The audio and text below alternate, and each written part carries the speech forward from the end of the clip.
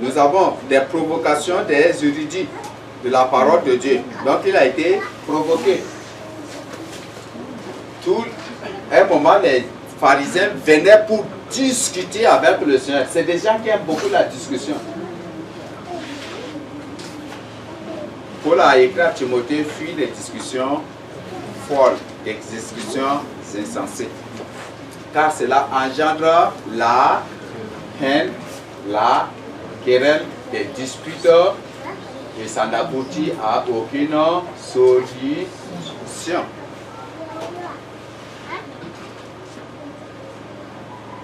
Le cadre intellectuel ou intellectualiste, ce n'est pas aujourd'hui, ça a commencé depuis les Juifs. Que les gens se rencontraient pour se débattre, ils se débattaient intellectuellement. Le doctorat, ce n'est pas autant moderne que ça a existé. Le doctorat a commencé d'abord avant l'an 0, autant. Et après, et pendant le temps du Seigneur jusqu'à c'est après lui. Ce n'est pas aujourd'hui que le doctorat est né.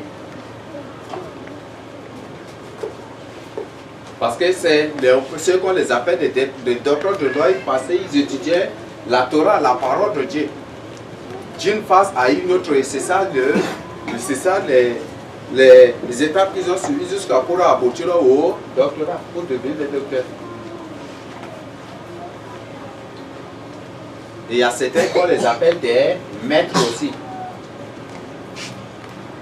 Après le doctorat, on a maître de conférence, non? Et après professeur. Donc, il n'y a rien de nouveau. Tout cela a existé d'abord, avant le Seigneur et pendant son époque et après sa mort. Donc, il n'y a rien de nouveau. Donc, ces gens s'aimaient beaucoup de discussions intellectuelles. Ils venaient. Un jour, quand le Seigneur était monté sur la montagne, à sa descente avec ses disciples, après la transfiguration, qu'est-ce que le Seigneur Jésus a remarqué? Qu'est-ce qu'il a vu? Qu'est-ce que le Seigneur Jésus avait vu premièrement? Qu'est-ce que la Bible nous a rapporté premièrement? Que le Seigneur Jésus a vu les pharisiens qui discutaient avec ses disciples. Le but, c'est pour chercher à détourner ses disciples, convaincre ses disciples pour les détourner. Et quand il est arrivé, de quoi vous discutez là, au lieu de dire le sujet de discussion, ils ont plutôt pris l'affaire de l'enfant qui était possédé. Donc, c'est des gens qui ont beaucoup de discussions. Et ce sont des discussions inutiles, des discussions folles, selon ce que la Bible nous dit. Cela amène à la haine, à la rancune. Quand il y a une discussion, chacun cherche à convaincre, n'est-ce pas? Et si vous ne parvenez pas à vous convaincre, la suite, c'est des insultes qui vont commencer par sortir. Des propos belliqueux, des propos injurieux qui vont commencer par sortir. C'est pour ça que j'ai dit que c'est trop païen. C'est trop païen, la discussion entre musulmans et chrétiens sur la parole de Dieu, sur qui est le vrai prophète. Ça, c'est une discussion pure. Et ce sont des agents de Satan. Si une personne accepte de se présenter à cela, c'est que ce n'est pas une personne qui connaît la parole de Dieu. Ce sont des agents de Satan. C'est une manière de prendre les gens pour les occuper inutilement à écouter de n'importe quoi. À la fin de discussion, vous de votre côté, vous ne finirez pas par vous convertir à l'islam et de leur côté, ils ne vont pas finir par se convertir pour suivre le Seigneur Jésus-Christ. Le christianisme, c'est juste un mouvement. Le Seigneur Jésus-Christ n'est pas christianisme. C'est juste un mouvement.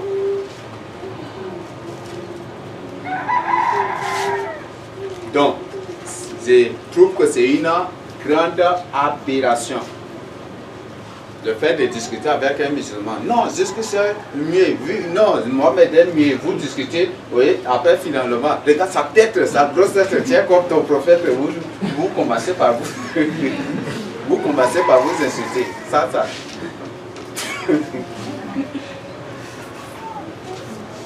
Ok. Et d'ailleurs, avant cette discussion, ces débats qu'on appelle débat interreligieux, qu'est-ce que l'orateur dit? Qu'on ne veut pas des injures, des propos de ceci, de cela, ils disent, mais ils finiront toujours dans cela. Oui. Des excitations de la société par les religieux. Donc le Seigneur a souffert de cela aussi. Les religieux ont excité, ont soulevé la société, la population contre le Seigneur Jésus-Christ. Ils ont excité les gens contre le Seigneur Jésus-Christ. Dans les villages, dans les contrées, dans les coins, partout, ils ont excité les gens contre le Seigneur Jésus-Christ. Et le Seigneur a soulevé.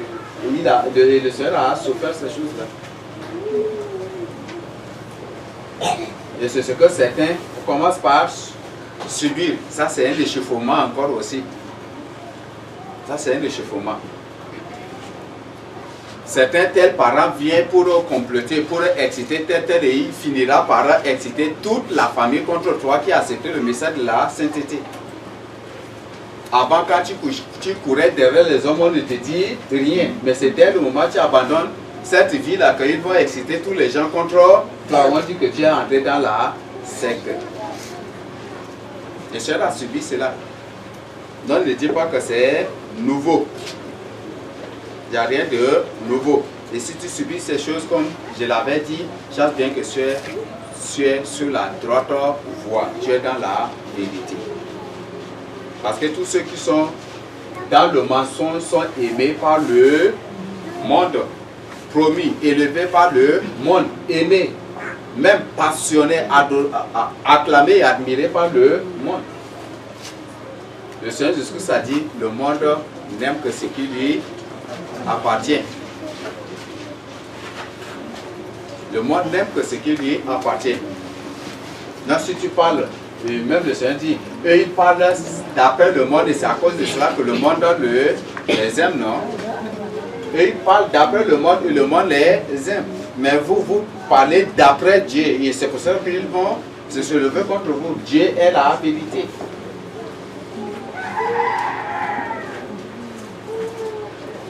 Nous avons aussi le cas des manipulations des foules par les religieux contre le Seigneur Jésus-Christ. Au temps du Seigneur Jésus-Christ, même avant cela, ceux qui étaient des combattants farouches des prophètes du Seigneur Jésus-Christ et de ses disciples étaient toujours des religieux. Étaient toujours des religieux. C'est eux-là qui finiront par exciter le gouvernement contre ceux qui leur persécutent. C'était ça le but.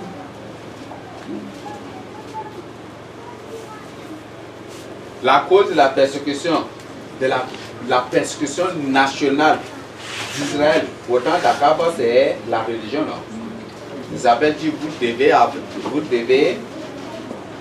adorer Baal, non?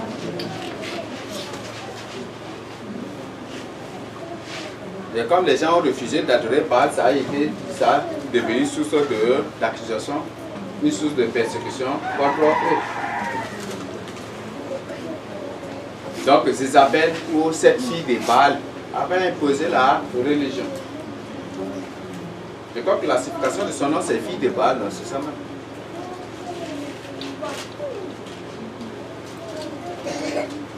Donc elle veut, comme elle est fille de Baal, elle veut que son papa soit adoré.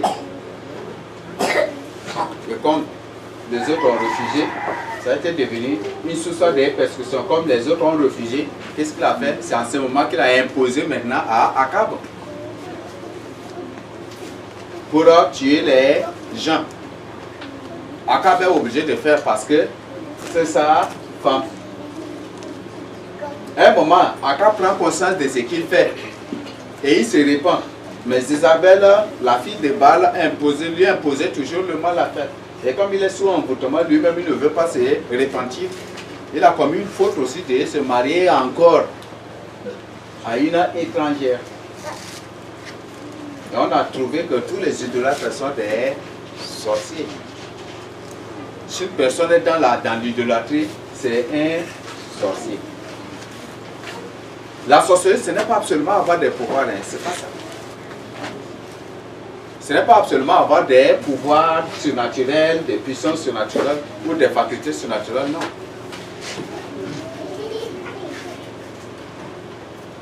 Le fait d'envier la mort de l'autre, c'est déjà la manifestation de la sorcellerie. Aimer le mal, c'est la manifestation de la sorcellerie. Consulter les marabouts, c'est une autre forme de la sorcellerie. Admirer, adorer les marabouts, les féticheurs, les voyants, c'est une autre forme de la sorcellerie. Être sorcier, là, c'est pas là. Tous les idolâtres sont des sorciers. Donc, le Seigneur a souffert aussi de ces complots-là, des manipulations, des foules contre lui, par des religieux. Ceux qui disent, nous connaissons la parole de Dieu. Toi, enfant de rien comme ça, qu'est-ce que tu connais? Ceux là qu'on les appelle des docteurs, des maîtres, vous croyez que c'est des gens qui ont des barbes noires? C'est des gens qui sont hautement, des grands frères, des grands frères de loin du Seigneur Jésus-Christ. Là, je parle en termes physiques. Des gens qui ont des barbes blanches, c'est des gens qui sont respectés. Ce ne sont pas de n'importe qui. Donc, le Seigneur était victime de ces choses-là. De lourds bois apportés. On l'a arrêté pendant quelques temps.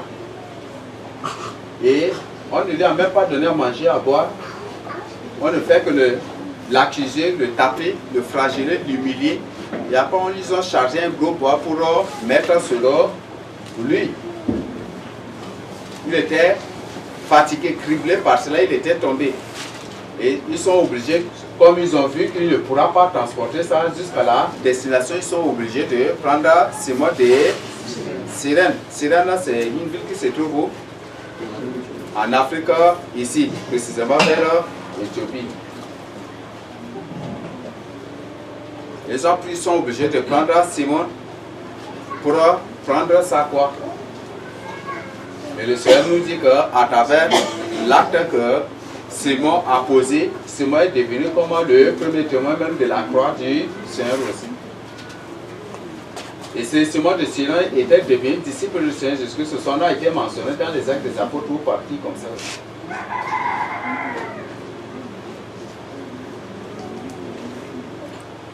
Nous avons donc le Seigneur a porté un lourd fardeau, un lourd bois qu'on lui a chargé sur la croix. Il a souffert sur la croix, affamé, assoiffé, criblé de fatigue et de douleur, des coups qu'il a reçus.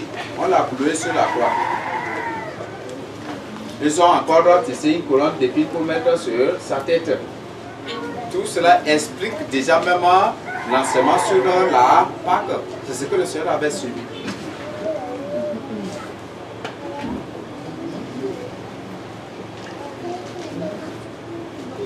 Sur la croix, au lieu d'insulter les gens, il était là, calme. C'est ça, non?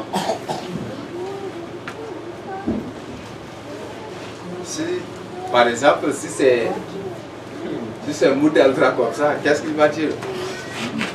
Bon, il y a sur le nom de ta mère, c'est puis il va peut-être les insulter. Peut-être sur la croix, il va les insulter jusqu'à pour mourir. C'est ça, non?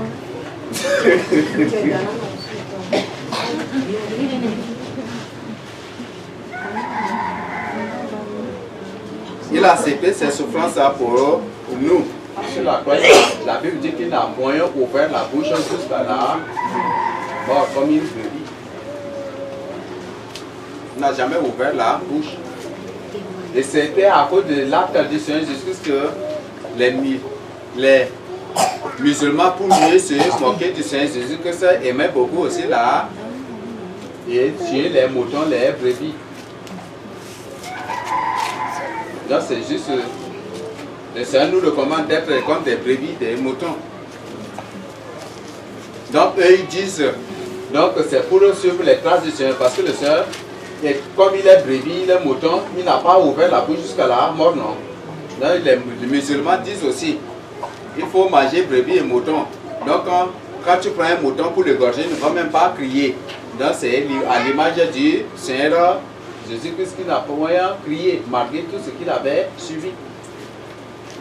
C'est pour ça que quand et c'est devenu autre chose. On dit que quand tu viens pour éliminer un musulman, il ne va même pas du tout crier, même si tu l'égorges.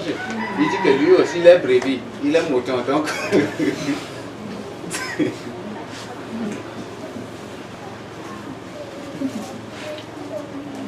et c'est comme ça qu'il se tue beaucoup.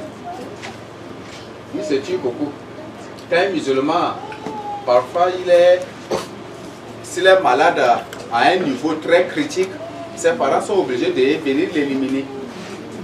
Ils vont tordre son cou, mais lui, il ne va même pas ouvrir la bouche parce qu'on dit que tu es brebis, tu es un mouton, tu ne dois pas crier. Il faut être élevé par les musulmans d'abord pour découvrir cette chose. J'ai découvert beaucoup de choses parce que j'ai en l'islam, parce que j'ai été élevé par des musulmans. Il faut être élevé, ou il faut être dans l'islam. Bon, à être pas, mais si tu es élevé par les musulmans, tu vas découvrir beaucoup de choses. Donc je crois que ceux qui sont sortis de l'islam, qui sont là parmi nous, ceux qui peuvent témoigner ces choses-là. Donc c'est juste une image de moquerie. Le Seigneur Jésus, c'est lui, le mouton, c'est lui, l'agneau, c'est lui. L'agneau qui était crucifié pour nous, il n'a pas ouvert la bouche. Et les musulmans disent qu'eux aussi sont des agneaux. Donc c'est aussi la forme de la face cachée de l'antichrist. C'est ça la pratique antichrist là à ce niveau. Ils disent qu'ils sont aussi des agneaux, des moutons. Là, si tu viens pour les égorger ou pour tordre leur cou, pour faire quoi même, pour les étrangler, ils ne vont même pas crier. Ok.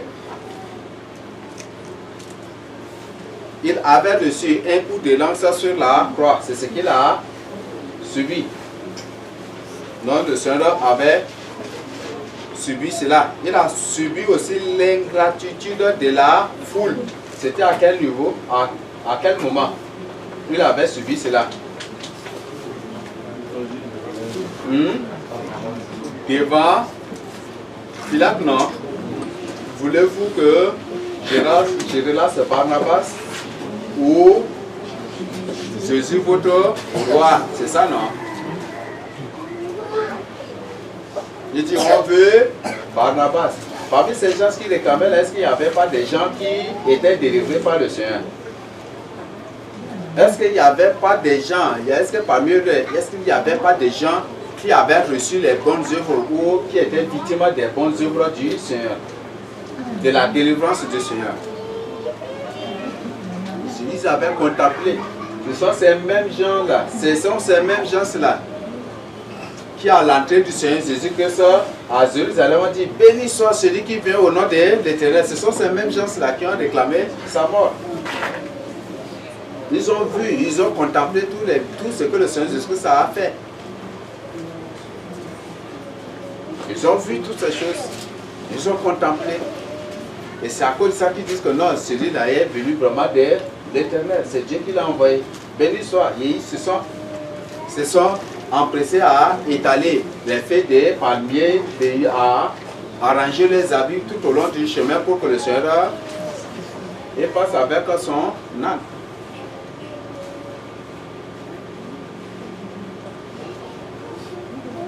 Donc, c'est l'ingratitude. Ces gens qui lui avaient dit, tu as sauvé les autres, non, sauve-toi maintenant. Vous croyez que parmi ces gens, il y a des gens qui étaient victimes aussi de ces bienfaits. C'est ceux qui ont été délivrés par le Seigneur Jésus-Christ. Ils connaissaient bien la puissance de Dieu. Ils connaissaient bien que c'est un homme envoyé par Dieu. C'est ce que l'autre, l'aveugle leur a dit. Vous savez bien que Dieu n'existe pas un pécheur. Mais comment vous allez dire que lui ne vient pas de Dieu? Si c'est un pécheur, Dieu n'allait pas les exaucer et il n'allait pas m'ouvrir les yeux. Et s'il m'a ouvert les yeux, je crois que c'est une personne qui vient de Dieu. Et les pharisiens lui ont dit quoi? Toi qui es né dans le péché là, tu nous enseignes quoi? Tu veux nous enseigner quoi? Ils lui ont dit. Regardez, chaque qui était devant nous, ils l'ont chassé.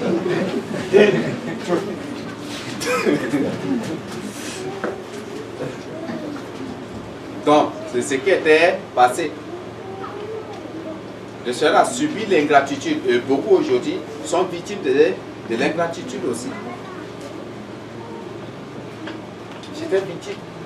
C'est ceux que tu aimais, ceux envers qui tu venais au secours, ce sont ces gens-là qui venaient, qui se soulevaient maintenant ces derniers temps pour te persécuter, pour raconter de n'importe quoi sur toi.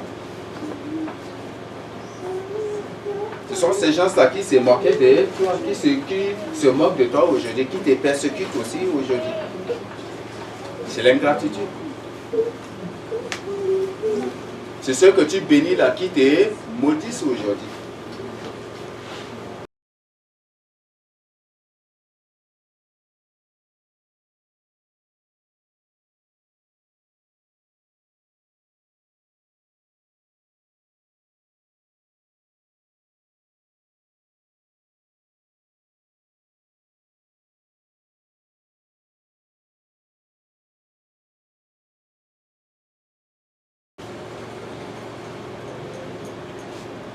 Donc, nous subissons ces choses-là d'une manière ou d'une autre. Le Seigneur, comme le Seigneur, notre maître a subi ces choses. Et que nous ne sommes pas plus grands que lui, nous devons aussi les subir. Nous avons, il a subi aussi la souffrance, hein. Jusqu'aujourd'hui, il est en train de souffrir à cause de sa non-reconnaissance comme Messie, le sauveur du monde. Jusqu'aujourd'hui, le Seigneur continue par souffrir. Jour et nuit, le Seigneur pleure sur toute église qui n'enseigne pas la vérité. Il pleure sur ces gens-là. Toute église qui n'enseigne pas la vérité. Toute personne normale, humaine, créée à l'image de Dieu, qui ne vit pas, qui ne fait pas la volonté de Dieu, le Seigneur pleure sur eux, elle jour et nuit. Et nous aussi, et ces gens jour et nuit aussi, réfléchissent, pensent sur comment bien attaquer aussi le Seigneur à travers ses serviteurs. Le combat de Satan, ce n'est pas directement contre Dieu, mais c'est contre toi. En te combattant, Satan est en train de combattre Dieu. Donc ces gens pensent comment faire pour bien attaquer Dieu. Ils pensent sur des stratégies, ils étudient et ils arrêtent des stratégies je ne sais pas comment, des plans pour mieux t'attaquer dans le but de blesser le cœur de Dieu. C'est ce qu'ils font jour et nuit.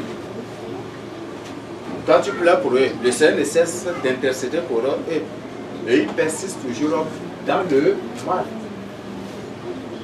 Je crois que c'est Daniel 12, verset 10, c'est combien?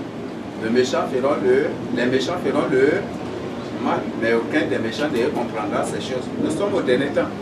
Et ils vont persévérer toujours vers le mal. Ils ne vont jamais du tout comprendre que c'est le dernier temps, le dernier temps ou la dernière occasion. Peut-être la dernière occasion qu'ils doivent saisir pour se repentir. Ils ne comprennent pas ces choses. Et c'est après d'abord que leurs yeux vont s'ouvrir, mais c'est déjà, ça sera déjà trop tard. Donc, aujourd'hui, jusqu'aujourd'hui, le Seigneur souffre. Sa souffrance, ce n'est pas seulement pendant son essence physique sur la terre, mais jusqu'aujourd'hui, juste après la chute de l'homme, la souffrance du Seigneur Jésus a déjà commencé. Comment faire pour amener l'homme à mort? Comment faire tout le jour? Dieu parle à l'homme. Et c'est ce qu'il ne cesse de parler à l'homme par des visions, par des rêves, par des songes, par des révélations, par des apparitions, par ses serviteurs. Dieu parle toujours à l'homme. Il ne se fatigue pas. Beaucoup de gens sont amenés au Seigneur Jésus-Christ. Beaucoup de gens ont pris la décision de suivre le Seigneur Jésus-Christ. Vous croyez que ce sont les évangélistes qui leur ont parlé de la parole de Dieu? C'est à travers des visions, des révélations qu'ils ont reçues, à travers les interpellations que le Seigneur leur a adressées directement dans des visions, dans des rêves, et à travers aussi des apparitions. Le Seigneur lui-même leur apparaît pour leur parler. Et ils ont pris que ça c'est Dieu. Et dès ce jour, ils ont pris la décision de le suivre.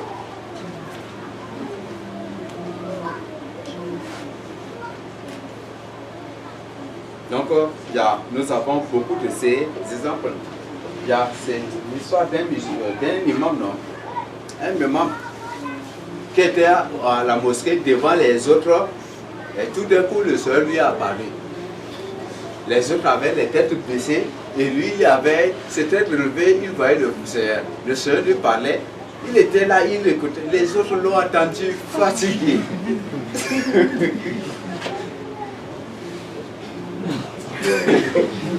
Les autres l'ont entendu fatigué. C'est le Seigneur lui-même qui est venu pour l'évangéliser. Et dès ce jour-là, lui-même après, il dit que l'islam c'est le chemin de mensonge. Qu'on va tous partir en enfer. Lui-même il est sorti avec au sein de la mosquée, lui-même il évangélisait. Après il a quitté.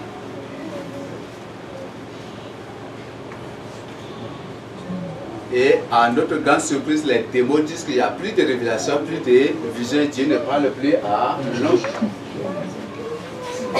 Ce sont des démons, ce ne sont pas des humains. Combien de musulmans sont venus au Seigneur Jésus-Christ par une interprétation, par un message qu'ils ont reçu direct et face à face avec le Seigneur? Combien? Eux-mêmes ils témoignent. Ce sont les démons qui leur ont parlé. Est-ce qu'un démon va dire à une personne qui est dans ce système de sortir pour suivre le Seigneur Jésus, le Dieu vivant? Donc, voilà des choses que nous subissons, des choses que nous traversons. Et c'est un moment très très compliqué. Le Seigneur a dit, quand le Fils de l'homme reviendra, trouvera-t-il de la foi sur la terre? Les disciples, le Seigneur Jésus-Christ, aujourd'hui, jusqu'aujourd'hui, souffre aussi de l'ingratitude de l'humanité.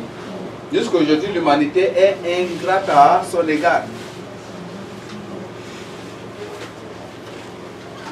Beaucoup disent que non, Jésus là, Jésus c'est un prophète, que c'est un grand magicien, c'est ce que les Rosicruciens disent. Et j'ai été surpris de découvrir que les Rosicruciens ont qualifié le Seigneur Jésus que c'était un homosexuel aussi. Ils ont dit que le Seigneur Jésus c'est un homosexuel, c'est ça, c'est ce qu'ils disent. Aïe, c'est terrible. Hein? Ils disent que le Seigneur, pourquoi qu'il y a un disciple que le Seigneur l'aimait beaucoup, qui pensait toujours sur son sein, non? Et que voilà que c'est ce monsieur-là que c'est avec ce monsieur que le Seigneur couchait. Et que ce monsieur-là est celui-là qui est celui-là que après le rapport là, que selon eux, après le rapport sexuel, quand les pharisiens, ceux qui étaient envoyés par les sacrificateurs pour attirer le Seigneur, quand ils voulaient l'arrêter, il a laissé son manteau et puis il avait couru nu parce qu'il venait de finir l'acte sexuel et c'est comme ça qu'ils ont démonté avec tous les arguments possibles. Et comment vous voyez comment l'homme est toujours ingrat envers le Seigneur. Si tu crois à ces doctrines, si tu es chrétien, pire encore qu'un démon. Vous savez, tous les humains qui sont dans l'occultisme sont pires que les démons. Ils sont plus pires que les démons. Et les raisons, si vous voulez, je vais vous donner. Dieu a dit que nous sommes créés à son image et à sa ressemblance. C'est ça, non? Nous sommes à Dieu, n'est-ce pas? On peut dire nous sommes, parce que ça, on a dit que même le Seigneur, quand on l'accusait, toi qui es fils, toi qui es un homme, pourquoi tu dis que tu es fils de Dieu? Et qu'est-ce que le Seigneur leur a dit? Est-ce que vous n'avez pas appris que vous êtes des dieux, non? Vous êtes des dieux. Donc nous sommes aussi Dieu à l'image du Dieu vivant qui nous a créés à son image et à sa ressemblance. Dieu n'a pas créé Satan comment? Il ne l'a pas créé à son image ni à sa ressemblance. Non, pour dire que toi, humain normal, tu es à l'image de Dieu. Tu es Dieu aussi, tu es prince et tu es Dieu aussi. Et ça me permet de comprendre d'une part, je le dis bien d'une part, quand le Seigneur dit le Dieu des dieux. Parce que tous ces enfants aussi sont considérés comme des princes, ce sont des dieux aussi. Et si toi qui es créé à l'image de Dieu et à sa ressemblance, tu te détournes pour servir Satan, vous croyez que tu vas croire que Satan est pire que toi? Tu seras plus pire que lui. Tu seras plus pire que lui. Tu seras plus pire que lui. Ok, donc aujourd'hui l'humanité est ingrate. L'ingratitude, même cette ingratitude aussi parfois c'est importé aussi parmi les enfants de Dieu. Et nous devons condamner ces choses-là. Le Seigneur Jésus-Christ jusqu'aujourd'hui souffre de son rejet et du rejet de sa parole, la vérité. Si tu ne vis pas dans la vérité, chasse bien que jour et nuit le Seigneur est en train de souffrir pour toi et à cause de toi. Si tu mènes une vie double, chasse bien que jour et nuit le Seigneur est en train de pleurer sur toi. Donc au moins consolons-le quand même. Donc c'est très important. À cause des âmes qui tombent par seconde en enfer, le Seigneur souffre de ces choses-là. Ce sont des actualités. Ils sont obligés d'apporter cela pour nous faire comprendre ces choses-là. Donc après sa mort sur la croix, il a été rejeté. Comment sauveur du monde, comment Messie. Et jusqu'aujourd'hui, l'humanité le rejette. L'humanité le renie, l'a renié comme Dieu.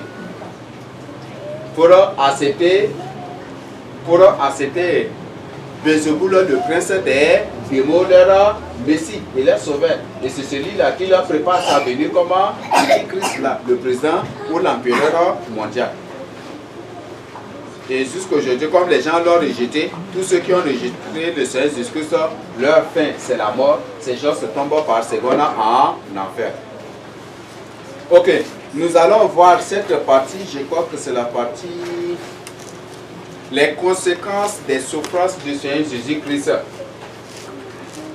Donc, on va accélérer un peu, je ne sais pas s'il y a des questions sur la partie précédente. S'il n'y a pas de questions, ça nous aidera à avancer. Les conséquences des souffrances du Seigneur Jésus-Christ sur la croix. Petit a, les conséquences de ces souffrances pour l'humanité. Donc les conséquences du Seigneur Jésus-Christ ne sont pas seulement positives, mais aussi négatives. Et c'est ce que nous allons découvrir. C'est positif pour ceux qui sont avec lui, pour ceux qui sont venus à lui. Mais c'est très très très négatif pour ceux qui l'ont rejeté. Parce que la Bible dit qu'il n'y a plus d'autres sacrifices pour ces gens-là. Il n'y a pas d'autre chose. Celui qui rejette le Fils, c'est la mort.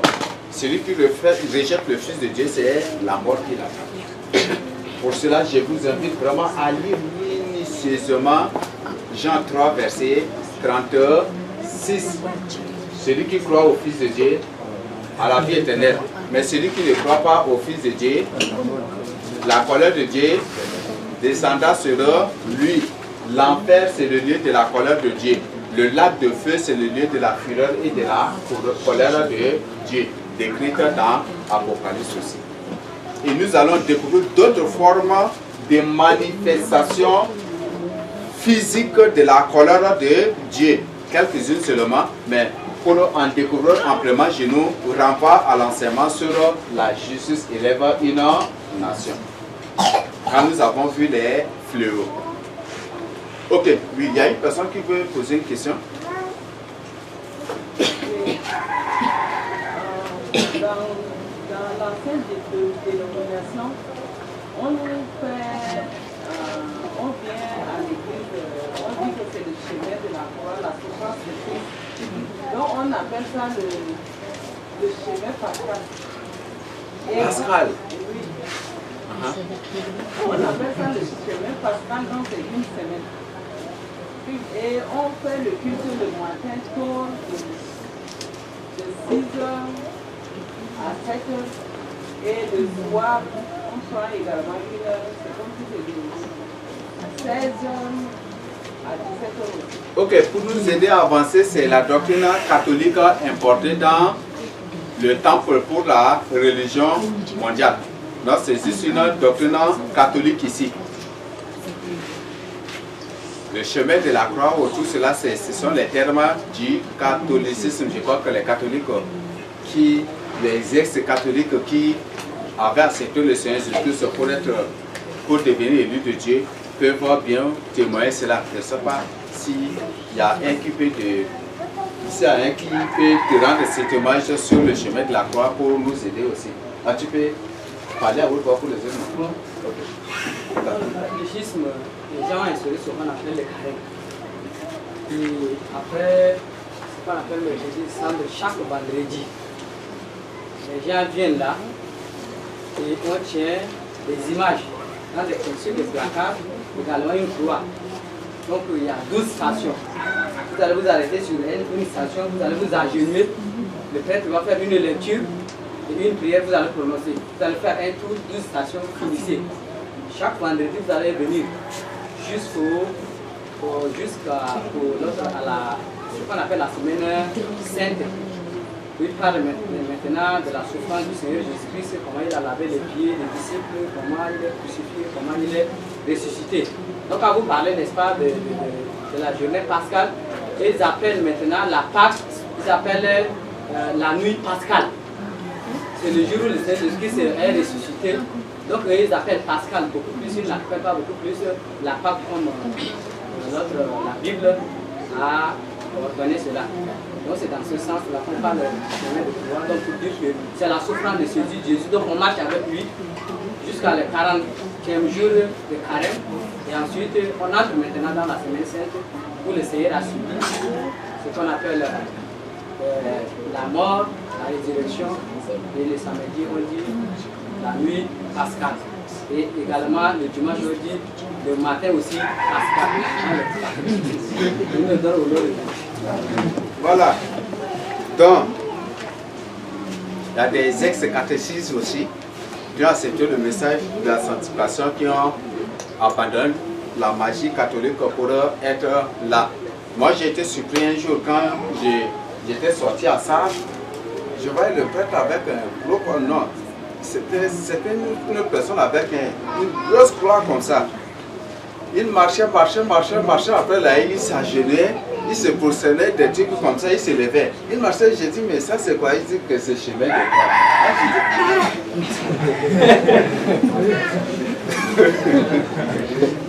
Ça c'est terrible. Ça c'est terrible. Ça c'est le plus grand des blasphèmes.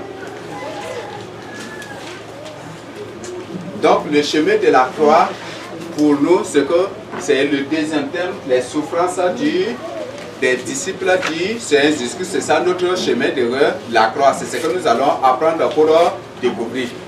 Et beaucoup ont commencé et sont déjà dans ce chemin-là. Donc c'est la souffrance des disciples. Prendre la croix du Seigneur Jésus-Christ, c'est accepter de souffrir pour lui. Ce n'est pas faire ce n'est pas porter, aller prendre un bois et tailler et attacher au cou pour se moquer, pour insulter Dieu. Ok, les conséquences des souffrances du Seigneur Jésus-Christ pour l'humanité. Donc pour l'humanité, précisément pour ceux qui l'ont accepté. Pour ceux qui l'ont accepté. Comme lui-même il a dit dans Jean 5, verset 24, non? Jean 5, verset 24, pour ceux qui l'ont accepté.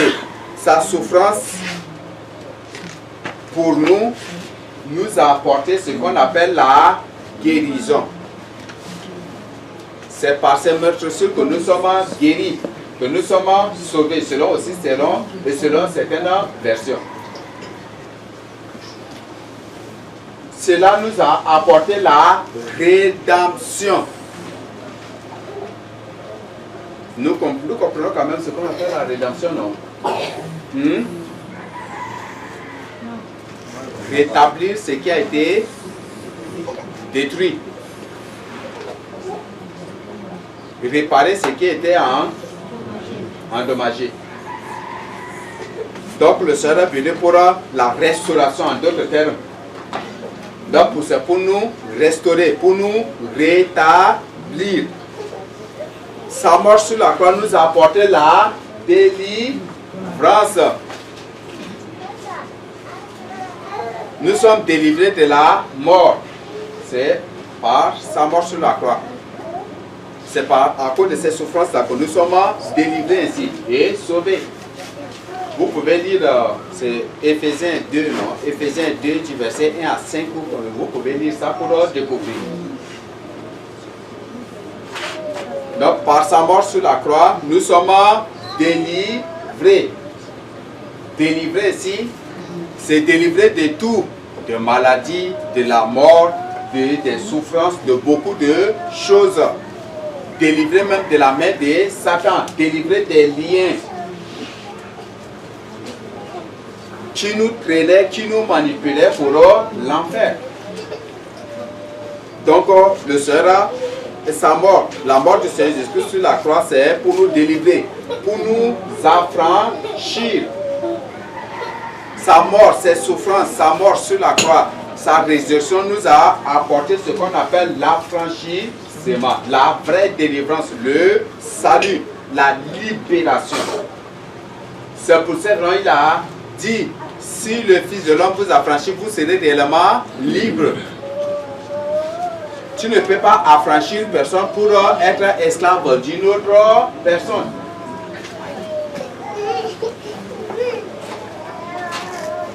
Donc, affranchir, il nous a libérés, il nous a délivrés. Pour être libres maintenant. Et nous sommes libres maintenant de choisir. Si tu es délivré par lui, je veux que par la suite, il faut choisir de le suivre. Ça va beaucoup te faire du bien. Donc l'arrivée du Seigneur Jésus-Christ nous a apporté ce qu'on appelle la grande liberté de choix. En d'autres termes, ce qu'on appelle la haute démocratie ou la démocratie divine. Donc nous sommes la liberté de choix ou de choisir. Et c'est ce que le Seigneur nous a apporté. Donc nous sommes libres aujourd'hui de choisir. En Israël, quand Dieu dit, tu ne dois pas faire telle chose, si tu fais, par la suite il dit, si une personne commet telle chose, vous devez l'éliminer. Mais si vous refusez de l'éliminer, moi je vais l'éliminer et je vais vous régler aussi votre compte par la suite. Donc ça c'est ce que le Seigneur a déjà résolu.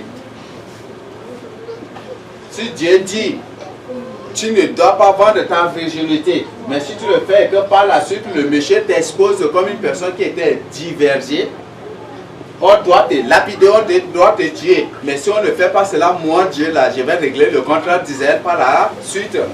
Je vais m'élever. Donc les Juifs sont obligés de mettre en pratique ce que Dieu a ordonné, de peur de subir la colère de Dieu par la suite. Mais quand il est venu, il dit maintenant nous sommes libres de choisir. Nous sommes libres de choisir maintenant, de faire sa volonté ou de ne pas faire. Beaucoup d'entre nous, si c'est au temps de la loi, ils sont morts depuis déjà. Oui, si c'est au temps de la loi, ils sont morts depuis déjà.